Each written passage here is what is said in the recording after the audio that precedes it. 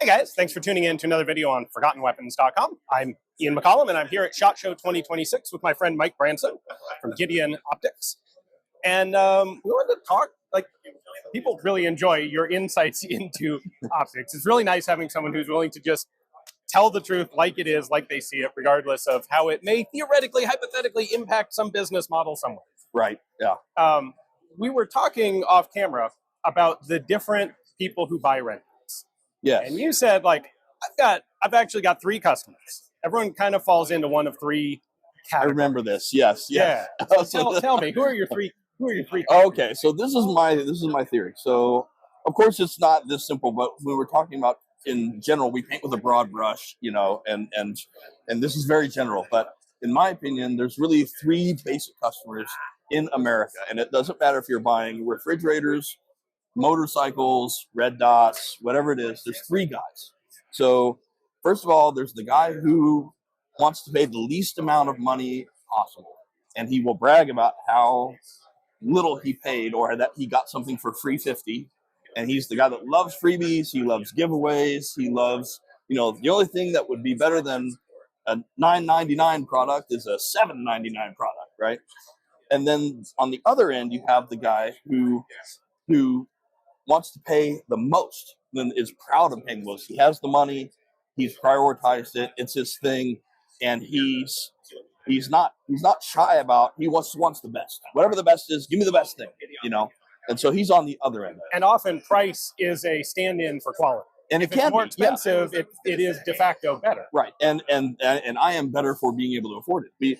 When I was gunsmithing in Colorado, we had a guy who would come to our range, and he had, at that time they were new, he had a Star 17 with an LK Inspector DR on it. Oh, and he saved his receipts and stapled them together and would pull the gun out at the range. And if anybody came around, which they would because it was a new gun and a new optic, he would pull out the receipt and show him how much it cost. Like, this scope was $2,000 in 2013 money, right? And this rifle was $3,300, so he's got $10,000 here, and he wanted you to know that was a $10,000 rifle. This is now he's better than you. Most of my personality. Yeah. and so that's a guy. He's a customer, right? He's a thing.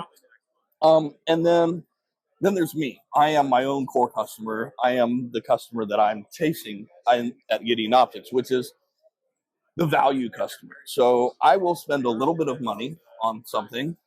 I will spend a lot of money on something, but I want to get the most value per dollar spent, no matter what I've bought. So for me, I've got a Harley Road Glide. I love my Harley. It's paid off, 5 years later, but I didn't need the super duper CVO giant engine stage 3. I wasn't going to pay for all that. I didn't perceive the value, but I also didn't want to get a Harley that was in crates that I paid $500 for, and I have to assemble it myself in my garage. Right, but it's a great deal. Yeah, it's the best Harley ever made because I made it myself, and then I spend, 3 years building the thing up, which that's cool. I love hot rodders. I love guys that do that. I just don't have the bandwidth.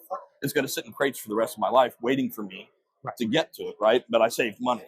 So I perceived the value, standard road glide, nothing fancy. It's got the GPS that I like. Cool. It's got ABS brakes. I like that.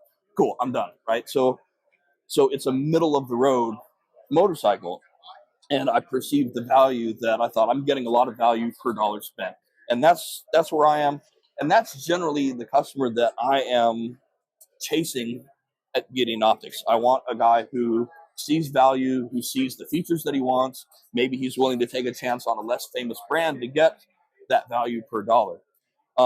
It seems to me that in optics in particular, you don't actually have to spend that much above the minimum baseline to get a lot of improved value. I agree. Yes. There are some things where you do need 75% of the top end is really where the best value is. Optics, it's kind of the opposite. You go, $200 can get you a really nice red dot. I got one right there. There's a bunch of them here, actually. Right. Yeah. No, that's very true. And that's one of the things that we've talked about in previous videos that's changed. Where it used to be 10 years ago when I first got in the optics business, there were very few of the value, budget optics available. And what you had was a giant gap between, okay, you got Aimpoint and Trijicon over here, that are the top. They're the military, grade stuff. They're, way expensive. And then you had like, the Temu, yeah, Alibaba, the eBay tier stuff that's $50, and you buy it, it's going to break, and then you're going to buy another one, and you put it on your kid's 22, and it doesn't matter because it's just a rimfire type thing, right? And there wasn't very much in between.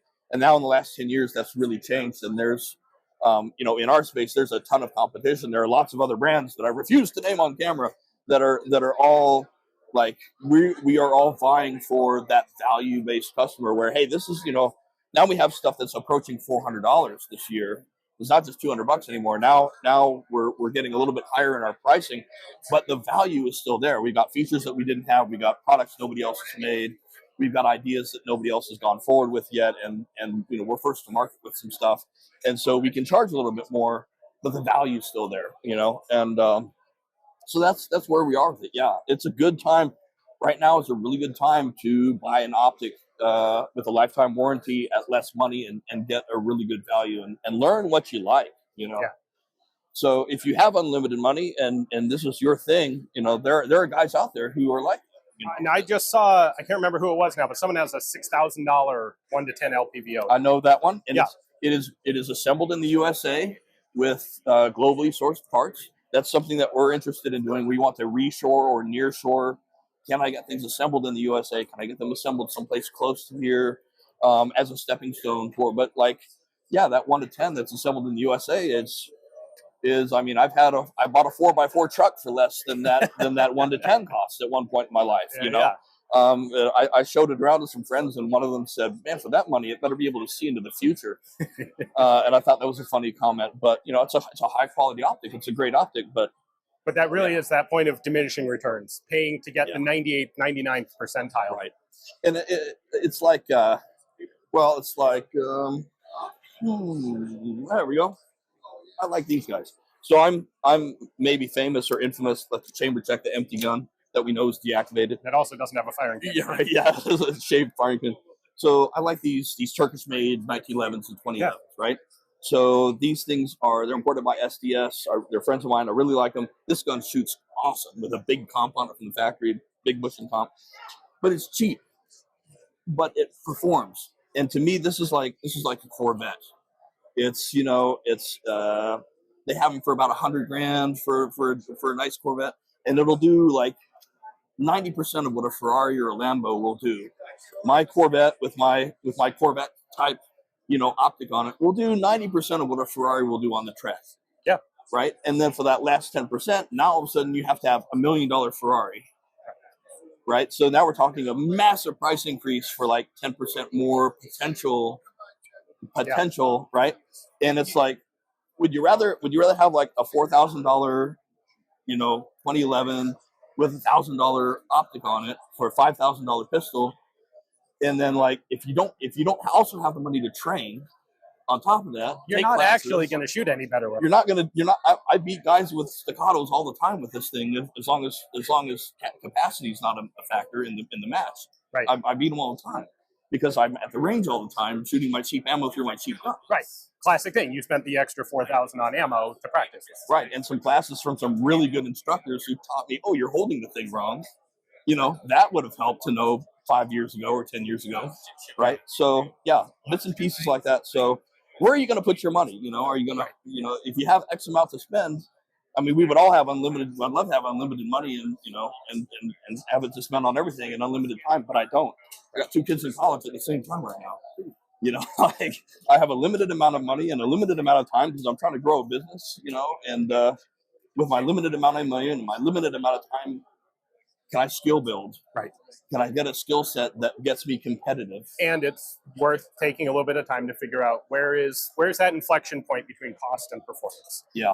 And with optics, man, I think it's a lower cost point than people think. It is, and it's been trending that way for a minute.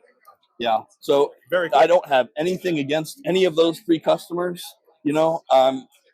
I've been all 3 of those guys at various points in my life. I've wanted the best thing ever, and I've been the cheapest guy ever, and I've been the guy in the middle. But I think if you are the guy in the middle, Gideon Optics is your company. It's a great time to be getting optics. Yeah, yeah, and we got a lifetime warranty on these. They do everything that we say they'll do.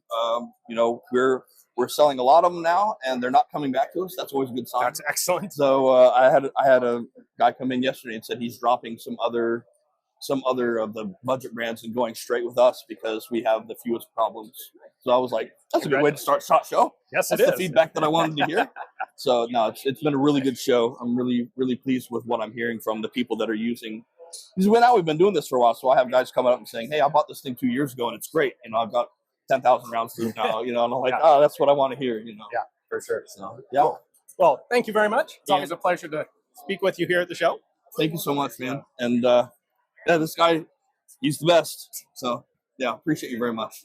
My pleasure. Thanks for watching, guys.